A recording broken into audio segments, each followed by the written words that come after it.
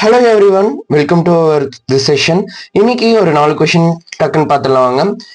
In series LCR circuit, the RMS voltage across LCR are V1, V2, V3 respectively.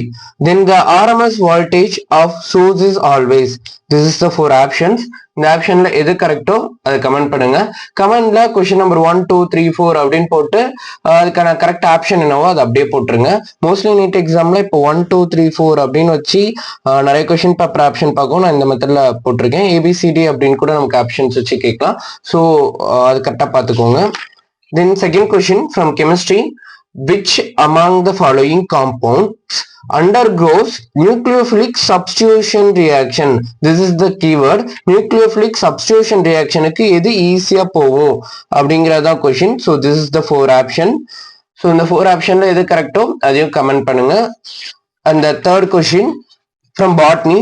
Find the incorrect match. இப்படி incorrect அப்படின்னு கொஸ்டின்ல கேட்டுட்டாலே அது ஒரு round போட்டு வச்சுக்கோங்க. ஏன்னா நம்ம இந்த incorrect எக்ஸப்ட் இப்படின்னு வர இடத்துலதான் பயாலஜில தப்பே விடுவோம். பயாலஜில அதிகபட்சம் டெஸ்ட் வைக்கக்கூடிய ஒரு பார்ட் அப்படின்னா இதுதான் இன்கரெக்ட் எக்ஸப்ட். இந்த மாதிரி ஒரு சிங்கிள் வேர்டை கொடுத்து கொஸ்டினோட லாஸ்ட்ல அப்படியே அந்த கொஸ்டினோட ஃபுல் மீனிங்குமே மாத்தி விட்டுருவோம். ஸோ இந்த ஏரியால தான் நம்ம ரொம்ப கேர்ஃபுல்லா இருக்கணும்.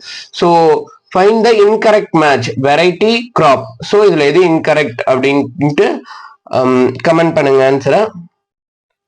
So we go for a fourth question.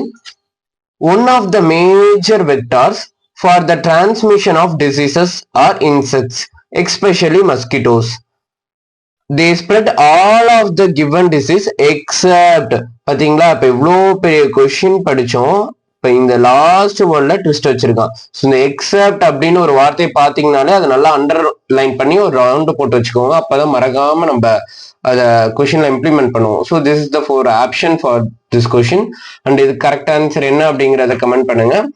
So இந்த நான் கொஞ்சம் ஈஸி லெவல்ல தான் கொஸ்டின்ஸ் எடுத்திருக்கேன். ஸோ இந்த அளவு ஈஸியான லெவல்ல தான் கொஸ்டின்ஸ் வரும் நீட் எக்ஸாம்ல அப்படின்ட்டு எல்லாரும் நம்புங்க. மோஸ்ட்லி 95% ஈஸியான கொஸ்டின் தாங்க கேட்பாங்க. நம்ம என்ன படிச்சோம் என்ன ப்ராக்டிஸ் பண்ணோம் இந்த மார்க் டெஸ்ட் பேப்பர்லாம் எழுதி பார்த்துட்டு போயிருக்கோம் இல்லையா, அந்த கொஸ்டின்ஸ்ல இருந்து தான் நீட் எக்ஸாமுக்கு கொஸ்டின்ஸ் வரும். ஏதாவது 1 or 2 கொஸ்டின் ட்விஸ்டடா இருக்கலாம், ஒரு 5 கொஸ்டின் நம்ம இதுவரை பார்க்காத கொஸ்டினா இருக்கலாம். பட் அதை பத்தி யோசிக்காதீங்க. நமக்கு நல்லா தெரிஞ்ச கொஸ்டின், நம்ம இதுவரை ப்ராக்டிஸ் பண்ணிட்டு போன கொஸ்டின், நம்ம புக்ல படிச்ச கொஸ்டினை தப்பு பண்ணிடக்கூடாது. That's our target. ஸோ அதை நல்லா பண்ணுங்க. எல்லாருமே நல்லா ரிவைஸ் பண்ணுங்க.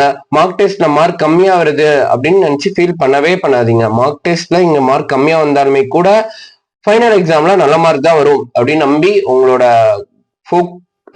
ப்ரிப்பரேஷனை மட்டும் ஃபோக்கஸ் பண்ணுங்க. All the best. பை.